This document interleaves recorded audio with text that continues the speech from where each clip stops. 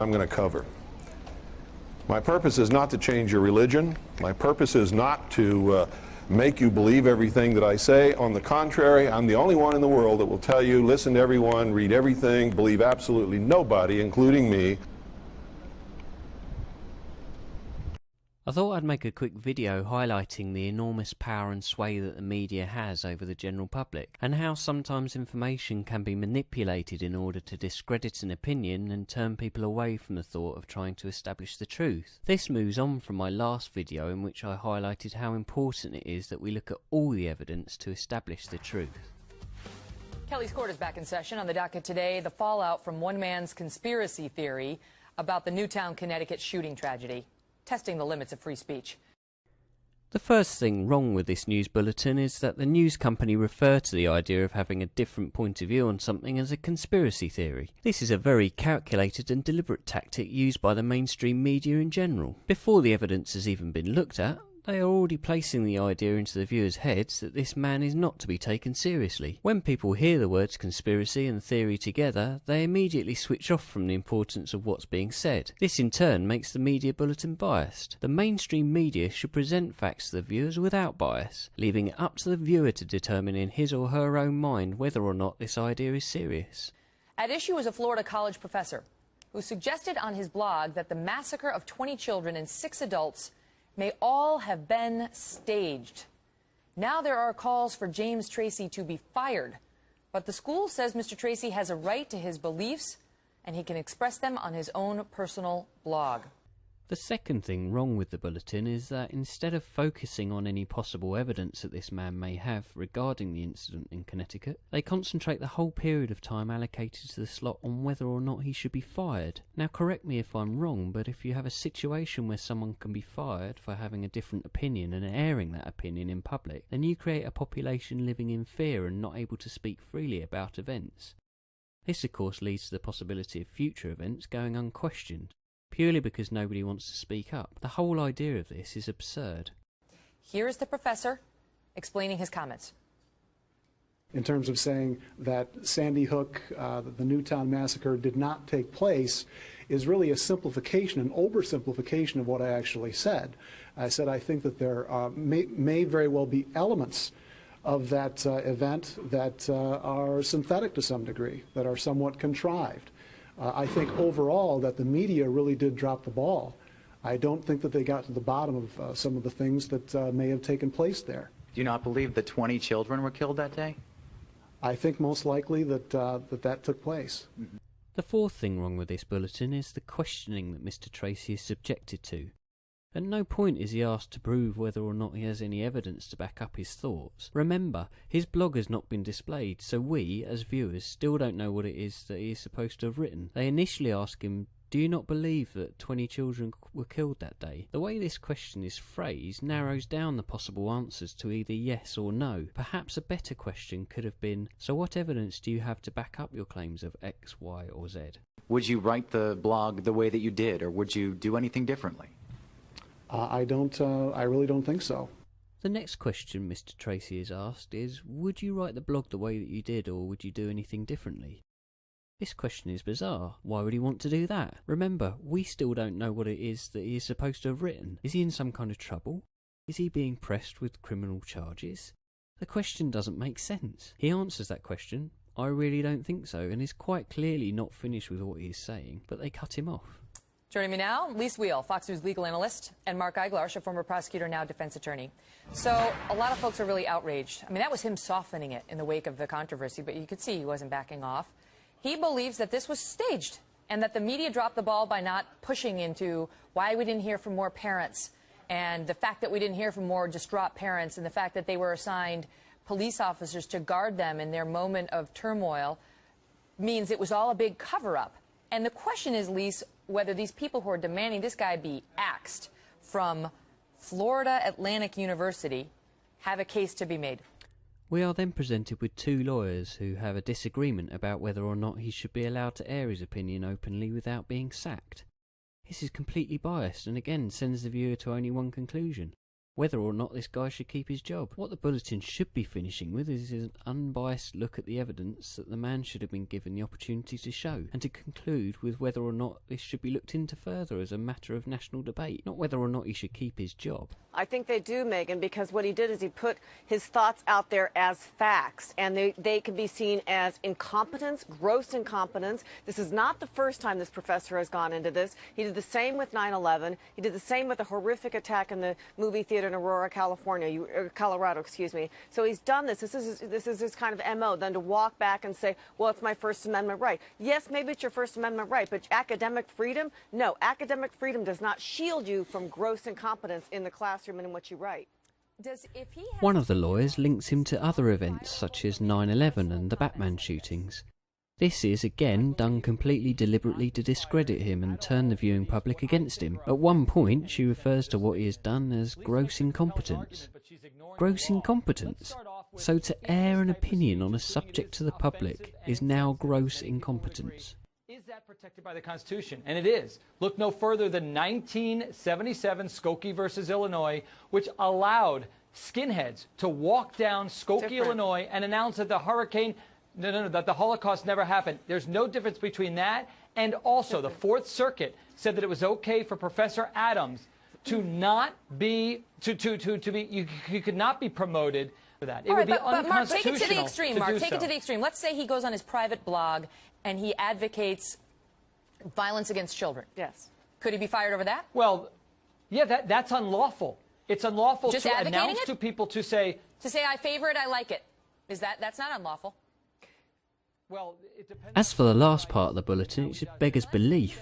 The presenter then asks a completely irrelevant question about posting blogs advocating violence. That's not what this man has done. He's allegedly, and I say allegedly because we still haven't been shown what he's written, just posted an opinion about an incident that requires further investigation.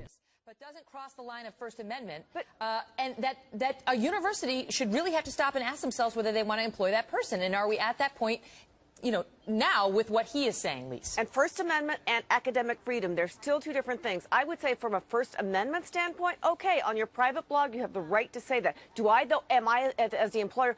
This video just shows that the media is now resorting to scare tactics in order to hide the truth from people. As we've not been presented with the blog that this man's supposed to have written, one can only assume that the aforementioned blog either doesn't actually exist, or it contains too many truths to be shown. Look how we'll ruin you if you try and expose the cover-up we're all a part of. This is really just proof that corruption is rife within the media. We should be relying on these people to fully research any anomalies into any major incident that occurs. Sadly, this does not happen, and we're forced to conduct our own investigations and do the job that the media can't be trusted to do. You think you're original? You ain't original. You were programmed to be you.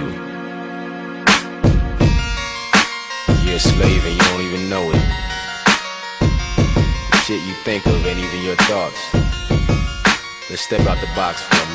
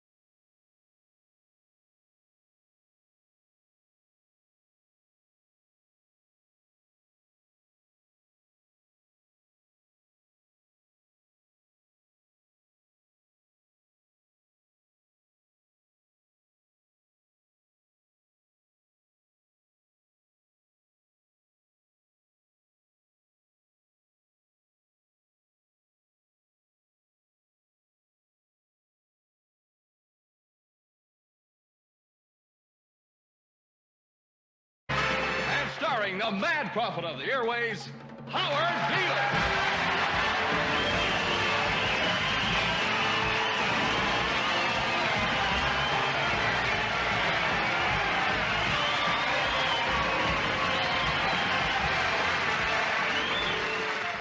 Edward George Ruddy died today. Edward George Ruddy was the chairman of the board of the Union Broadcasting Systems, and he died at 11 o'clock this morning of a heart condition, and woe is us. We're in a lot of trouble. So, a rich little man with white hair died. What has that got to do with the price of rice, right? And why is that woe to us? Because you people and 62 million other Americans are listening to me right now. Because less than 3% of you people read books. Because less than 15% of you read newspapers. Because the only truth you know is what you get over this tube. Right now, there is an entire generation that never knew anything that didn't come out of this tube. This tube is the gospel. The ultimate revelation. This tube can make or break presidents, popes, prime ministers. This tube is the most awesome goddamn force in the whole godless world. And woe is us if it ever falls into the hands of the wrong people. And that's why woe is us that Edward George Ruddy died. Because this company is now in the hands of CCA, the Communication Corporation of America. There's a new chairman of the board, a man called Frank Hackett, sitting in Mr. Ruddy's office on the 20th floor. And when the 12th largest company in the world controls the most awesome goddamn propaganda force in the whole godless world, who knows what shit will be peddled for truth on this network?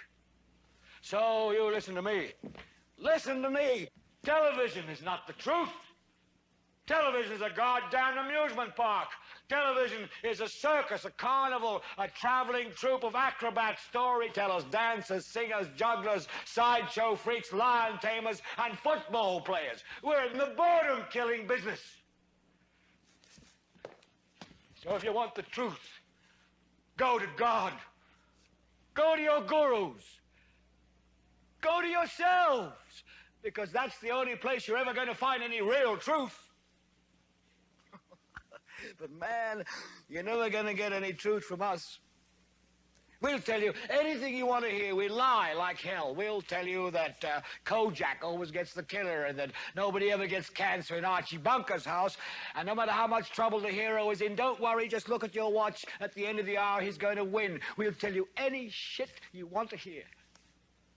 We deal in illusions, man. None of it is true. But you people sit there day after day, night after night, all ages, colors, creeds. We're all you know. You're beginning to believe the illusions we're spinning here. You're beginning to think that the tube is reality and that your own lives are unreal. You do whatever the tube tells you. You dress like the tube. You eat like the tube. You raise your children like the tube. You even think like the tube. This is mass madness, you maniacs. In God's name, you people are the real thing. We are the illusion. So turn off your television sets. Turn them off now.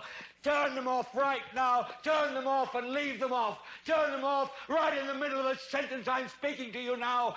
Turn them off.